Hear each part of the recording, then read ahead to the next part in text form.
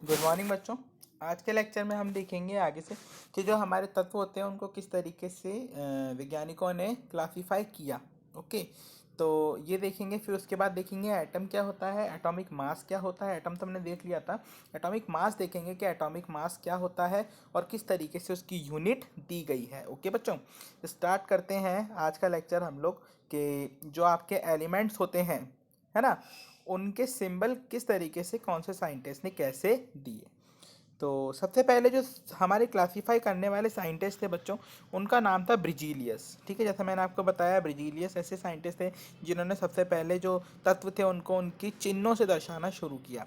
Dalton was the first scientist to use the symbol as the element very species sense and we use to the symbol of an element he almost meant by the defined quantity and the element that is one of the atom. That element Berzelius suggested that the symbol of the element made from one two letter and the name of the element.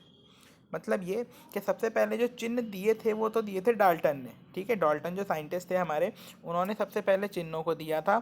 उसके बाद में इन चिन्हों के बजाय देखो बच्चों, यहाँ पे आपको दिख रहा होगा कुछ चिन्ह है। जैसे कि अगर हम बात करें जैसे हाइड्रोजन की, तो हाइड्रोजन के लिए ये वाला चिन्ह है आपका।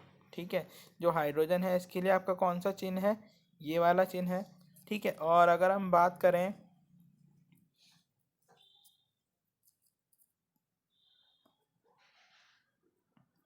ये है आपका हाइड्रोजन के लिए चिन्ह बच्चों। ठीक है, ये आपका कार्बन के लिए है, ये आपका ऑक्सीजन के लिए है, ये लैम्बरगिनी जैसा साइन, सॉरी मर्सिडीज जैसा साइन फास्फोरस के लिए है, ये प्लस का साइन सर्कल के अंदर सल्फर के लिए है, ये आई वाला साइन आयरन के लिए है, ये कॉपर के लिए, ये लेड के लिए, सिल्वर के लिए, गोल्ड के लिए, प्लेटिनम के लिए, मरकरी के लिए। ठीक है, तो ये सारे साइन दिए थे आपके डाल्टन ने। सबसे पहले इनको चिन्हों में दर्शाना शुरू किया था डाल्टन ने। ठीक है, उसके बाद जो आज हम पद्धति काम में लेते हैं कि किसी तत्व का जैसे हमें अगर चिन्ह लिखना है, तो वो जो पद्धति दी थी वो ब्रिजीलियस ने दी थी। अभी किस तरीके से दी इन्होंने, देखो मैं समझाता हूँ आप लोगों को कि ब्रिजीलियस ने जो पद्धति दी वो पद्धति क्या थी। जो ब्रिजीलियस साइंटिस्ट थे उन्होंने चिन्ह की जो पद्धति दी थी, उन्होंने कहा था कि भाई जो तत्व है उसका आप या तो पहला लेटर ले लो या दो लेटर ले लो और उससे उसको रिप्रेजेंट कर दो। जैसे अगर हम बात करें हाइड्रोजन की, तो ये हमारी हाइड्रोजन है। ठीक है, इसमें इसका पहला लेटर एच है, तो हम हाइड्रोजन को कैसे दर्शाते हैं, एच से। ठीक है, इसके बाद हम बात करते हैं हीलियम की। हीलियम की हम बात करते हैं, हीलियम का पहला लेटर कौन सा है, एच। तो लेकिन एच तो हम हाइड्रोजन में ले चुके हैं, इसलिए अब दो लेंगे और एच ई, तो हीलियम को हम दर्शाते हैं इस तरीके से। ठीक है, हाइड्रोजन हीलियम, हीलियम के बाद में क्या आता है, लिथियम। लिथियम अगर हम लें तो लिथियम का पहले दो लेटर लेंगे एल आई, तो लिथियम को दर्शाएंगे एल आई से। तो ये जो हमारी आज की पद्धति है ये कौन से साइंटिस्ट ने दी थी, ब्रिजीलियस ने। अब यहाँ पे एक बात मैं आपको बता दूं कि कुछ तत्व ऐसे हैं जिनको उनके लैटिन नेम के थ्रू लिया गया है। जैसे कि अगर हम बात करें बच्चों सोडियम की, किसकी, सोडियम। तो सोडियम का सिंबल ऐसो नहीं होगा, सोडियम का सिंबल ऐसा नहीं होगा, गलत है। सोडियम का सिंबल होता है हमारा Na।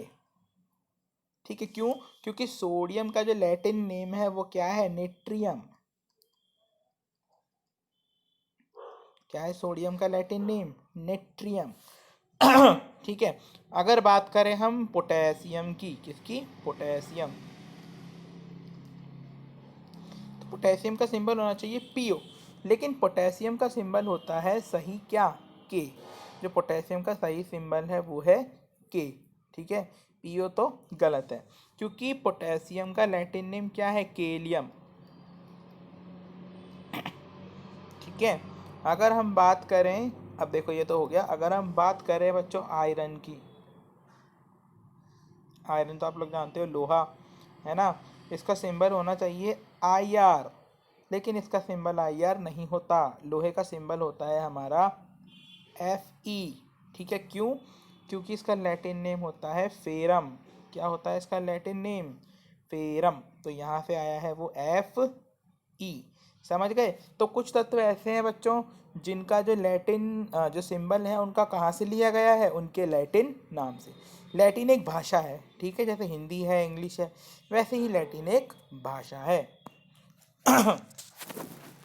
ओके बच्चों, तो ये तो था भाई कि किस तरीके से इनके शब्दों का क्लासिफिकेशन किया गया है ये। ठीक है, अब हम बात कर लेते हैं, यहाँ पे ये सारी चीज़ें वही लिखी हुई हैं जो मैंने अभी आपको समझाई है। ठीक है, अब हम बात कर लेते हैं एटॉमिक मास की, कि एटॉमिक मास क्या होता है। ओके, तो देखो यहाँ पे एटॉमिक मास को समझने के लिए हम लोग बच्चों एक चीज़ काम में लेते हैं। पहले हमें एटम की स्ट्रक्चर समझनी होगी, जनरल क्या होती है। एक एटम इस तरीके से होता है, उसके अंदर क्या क्या होता है, एक प्रोटॉन, एक न्यूट्रॉन और एक इलेक्ट्रॉन। ये तीन चीज़ें हो सकती हैं भाई। इलेक्ट्रॉन हो सकता है, प्रोटॉन हो सकता है, न्यूट्रॉन हो सकता है। प्रोटॉन का वजन होता है 1.67 इंटू 10⁻⁻34। ठीक है, इतना भाई ग्राम में। ठीक है, और न्यूट्रॉन का भी सेम होता है 1.67 इंटू 10⁻⁻34। ठीक है, इतना ग्राम इसका वजन है। समझ रहे हो, बहुत ही ज़्यादा कम है, बहुत। और न्यूट्रॉन का इससे भी, इलेक्ट्रॉन का बच्चों बहुत ही ज़्यादा होता है, बहुत ही कम होता है। इलेक्ट्रॉन का वजन बहुत ही कम होता है, बहुत बहुत बहुत कम।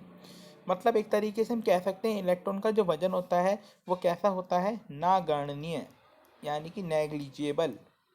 नागणनीय यानी कि नेग्लिजिएबल।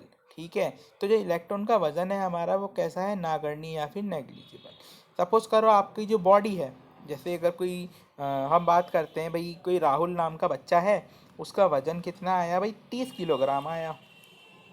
राहुल का वजन कितना आया, 30 किलोग्राम। अब सपोज करो राहुल को हमने गंजा कर दिया, सारे बाल राहुल के उड़ा दिए, तो क्या राहुल का वजन 25 किलोग्राम हो जाएगा क्या, नहीं होगा। ठीक है, क्यों नहीं होगा, क्योंकि भाई बात यह है कि जो राहुल की बॉडी का वजन है वो उसकी हड्डियों और मांस के कारण है, उसके बालों के कारण से नहीं है, इसलिए उसका वजन कम नहीं होगा। तो इलेक्ट्रॉन का जो वजन होता है बच्चों, वो सेम बालों की सिचुएशन वाली सिचुएशन है, कि भाई इलेक्ट्रॉन जो है उनका वजन इतना कम होता है कि हम लोग इलेक्ट्रॉनों का वजन एटम के अंदर काउंट ही नहीं करते, हम उसको लेते ही नहीं हैं। तो अगर हमें किसी एक एटम का वजन निकालना है तो क्या लेंगे हम, प्रोटॉन और न्यूट्रॉन का नंबर। ठीक है, तो एटॉमिक मास की डेफिनेशन आपकी क्या निकल के आती है, atomic mass of an atom, atomic mass of an atom is sum of total proton and neutron present in it। ठीक है बच्चों, ये हो गई आपकी एटॉमिक मास की परिभाषा। यहाँ से यहाँ तक इसको चाहो तो स्क्रीनशॉट ले लो, मार्क कर लो, लिख लो। ठीक है, अब हिंदी में लिख देता हूँ मैं।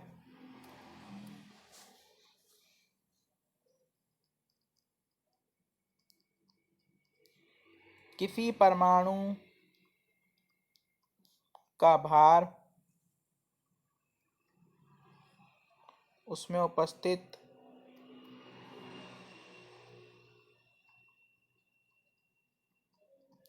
न्यूट्रॉन व प्रोटॉन के जोड़ के बराबर होता है।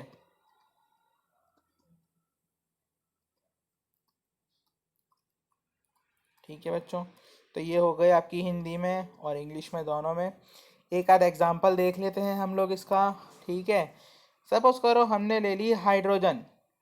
हाइड्रोजन का नंबर, अब देखो एक चीज़ और ध्यान रखनी पड़ेगी बच्चों, आपके एक सीरीज दी हुई है, 30 तक आपके तत्व लिखे हुए हैं, 20 तक लिखे हुए हैं, 20 तक आपको याद होने चाहिए। 20 तक कैसे, hydrogen, helium, lithium, beryllium, boron, carbon, nitrogen, oxygen, fluorine, neon, sodium, magnesium, aluminium, ठीक है, silicon, phosphorus, sulphur, silicon, phosphorus, sulphur, fluorine, फिर क्या आएगा क्लोरीन के बाद में, नियॉन। ठीक है, तो ये सारे के सारे आपके तत्व आ गए। तो इस तरीके से आपको ये याद होने चाहिए। ठीक है, फिर आएगा सोडियम, मैग्नीशियम, एल्यूमिनियम आ गया।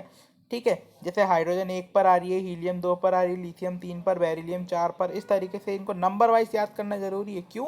क्योंकि जितने इनके नंबर है उतने ही इनके अंदर क्या है, प्रोटॉन है।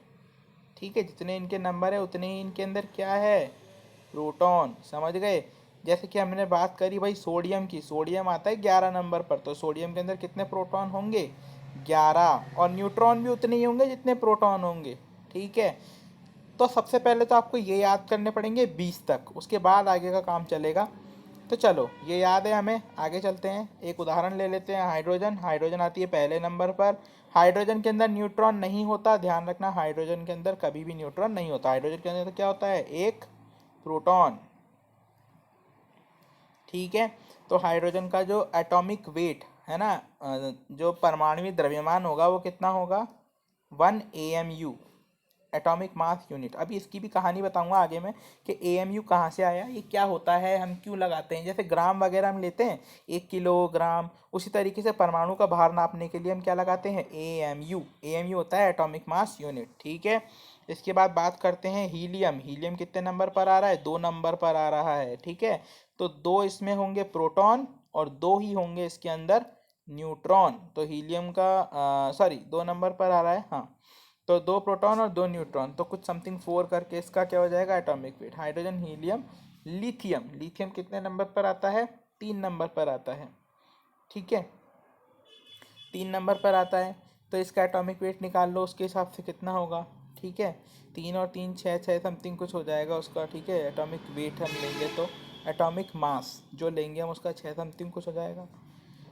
थोड़े बड़े एग्जाम्पल लेते हैं, कार्बन। कार्बन का नंबर होता है 6, यानी कि 6 प्रोटॉन प्लस 6 न्यूट्रॉन, कितना हो गया, 12 AMU। तो कार्बन का द्रव्यमान कितना हो गया, एक कार्बन के अणु का 12 AMU। अब लेते हैं ऑक्सीजन। ऑक्सीजन आता है कितने पर, 8 पर, तो 8 प्रोटॉन और 8 न्यूट्रॉन, कितने हो गए बच्चों, 16 AMU।